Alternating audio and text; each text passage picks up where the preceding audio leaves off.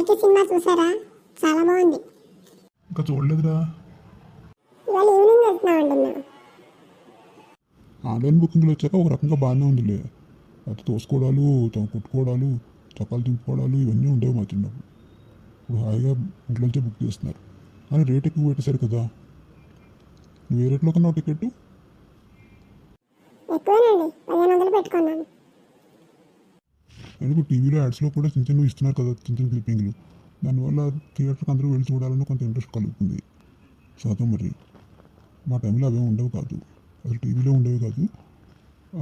వాళ్ళు పక్కన థియేటర్లోనే cinema start అవ్వడానికి ముందు ఒక అరగంట ముందు టికెట్లు ఇచ్చేవారు. ఈ లోపల అక్కడ స్టిల్స్ ఉంటే అవి చూసేవాళ్ళం అంతే, అంతకు మించి ఇంకేం ఉండేది కాదు. పైగా ఏంటంటే సినిమా కూడా 1-2 థియేటర్లకే ఇచ్చేవారు అప్పట్లో. ఇలా అన్ని థియేటర్లకి ఇచ్చేయడం అలాంటిదేం లేదు. సో అప్పుడైనా అప్పట్లో